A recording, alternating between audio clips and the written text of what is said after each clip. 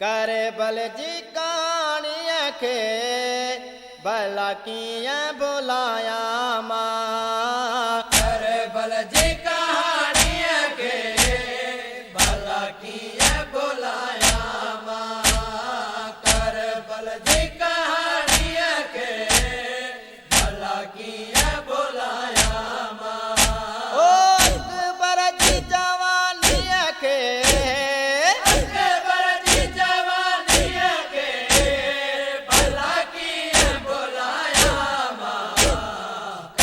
बल जी कहानी के भला किया बुलाया मां।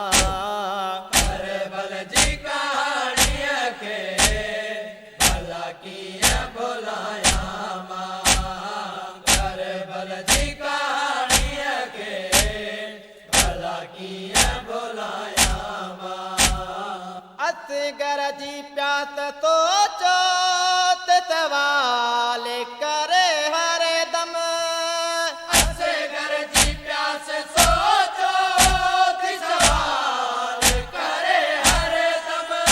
ओ मासूम जे पानी के मासूम जे पानी के भला किया बुलाया मां। करे बल जी कहानी के भला किया बुलाया मां। करे बल जी कहानी के भला किया बुलाया मां। करे बल जी कहानी के भला किया बुलाया मां। ओ अकबर जी जवानी के अकबर जी जवानी के भला किया बुलाया मां। करे बल जी कहानी के भला किया बुलाया मां। करे बल जी कहानी के भला किया बुलाया मां।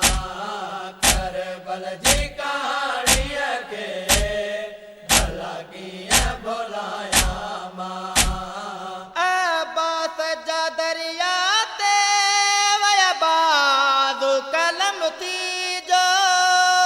अब्बास जा दरिया ते बाजू कलम थी जो। ओ गाजिया जी पुजानी के कासिया जी पुजारी के भला किया बुलाया मां। करे बल जी कहानी के भला किया बुलाया मां। करे बल जी कहानी के भला किया बुलाया मां। करे बल जी कहानी के भला किया बुलाया मां। कासिम जा सहरा गाना को नवारी मेहंदी। कासिम जा सहरा गाना खून वारी मेहंदी। ओ शबीर जी न्याणी के शबीर जी न्याणी के भला किया बुलाया मां। करे बल जी कहानी के भला किया बुलाया मां। करे बल जी कहानी के भला किया बुलाया मां। करे बल जी कहानी के भला किया बुलाया मां। ओ अकबर जी जवानी के अकबर जी जवानी के भला किया बुलाया मां। करे बल जी कहानी के भला किया बुलाया मां। करे बल जी कहानी के भला किया बुलाया मां। करे बल जी कहानी के भला किया बुलाया मां। तुर नंढड़ी सकीना जा गल लाल तमाचल सा।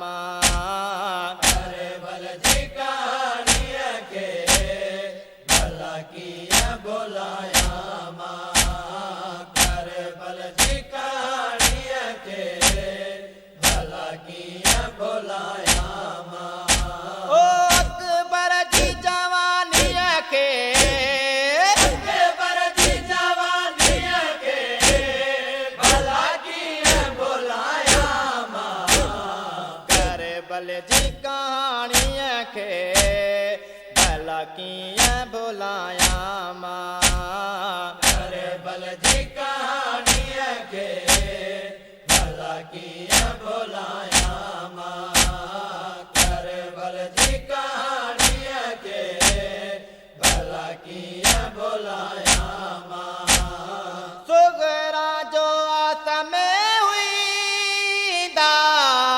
बाण मोटी सुगरा जो आस में हुई दा अपाण मोटी उन भेण वे गाणी के उन भेण वे गाड़िया के भला किया बुलाया मां करे बल जी कहानी के भला किया बुलाया मां करे बल जी कहानी के भला किया बुलाया मां करे बल जी कहानी के भला किया बुलाया मां अलीशा चादर द बुद्ध दे अलीशा चादर द लिख दे अलीशा चादर ते बुद्ध दे अलीशा